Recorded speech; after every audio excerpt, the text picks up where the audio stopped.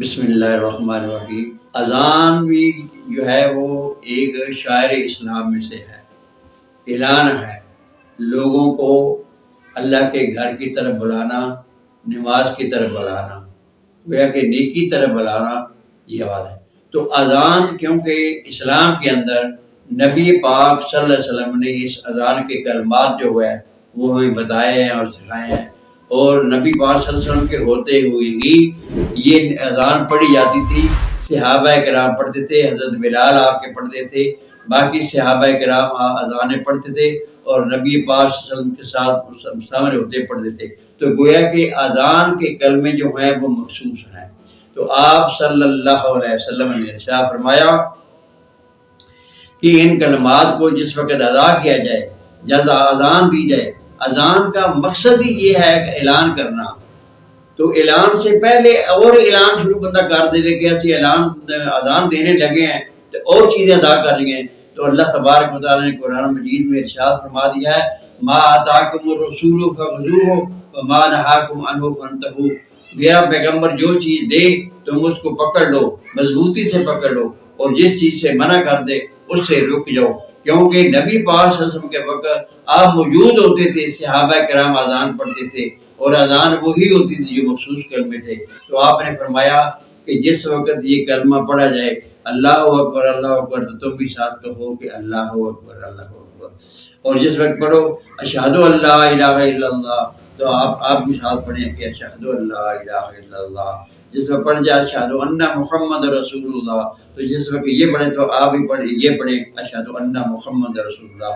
بعض دفعہ اذان کے اندر کئی دفعہ سنا گیا ہے کہ اس کی آگے پھر کہ صلی اللہ علیہ وسلم اذان میں پڑھنے لگے ہیں، وہ ہے کہ اذان پڑھنے والا اتنی کلمے پہ جتنے نبی پاک صلی اللہ علیہ وسلم نے فرمایا، سننے والا ہے جب نبی پاک صلی اللہ علیہ وسلم کا اس میں مبارک ہے تو سننے والا کہے کہ صلی اللہ علیہ وسلم۔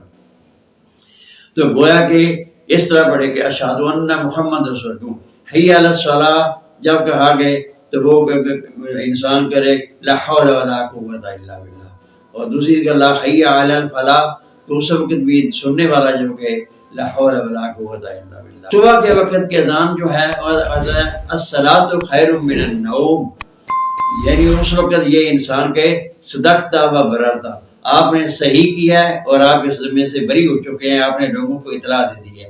گویا کہ صبح کے وقت جب الصلاۃ خیر من النوم پڑھا جائے تو سننے والے جو ہیں وہ کہیں گے صدقتا و بررتا، اور اللہ اکبر ابھی جتنا پڑھے کے ساتھ اتنا ہی پڑھنا جائے۔ گویا کہ یہ اذان جو ہے کلمے جو ہیں اذان کے مخصوص ہیں۔ یہ اذان باعث رحمت باعث برکت ہے۔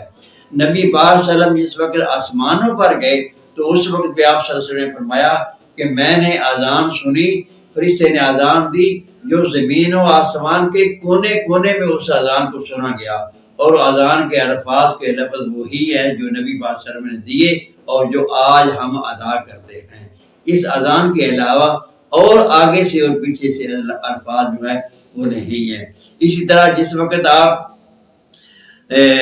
صحابہ انبیاء علیہ السلام کو جس وقت معراج میں تشریف لے جاتے ہیں تو بیت المقدس میں نماز ادا کی تو اس وقت بھی یہی اذان پڑھی گئی، یہی مخصوص کلمے تھے۔ جس وقت آسمانوں پر جاتے ہیں تو وہاں انبیاء علیہ السلام نے آپ کے پیچھے نماز پڑھی تو جبرائیل علیہ السلام نے جو ہے وہ کیا اذان پڑھی اور میکائیل علیہ السلام نے اقامت کہی۔ تو گویا کہ یہی اذان اور اسی طرح کی جو آپ صلی اللہ علیہ وسلم نے آپ نے بتائی تھی وہی اذان تھی۔ تو اس لیے اذان جو ہے وہ باعث رحمت ہے، باعث برکت ہے۔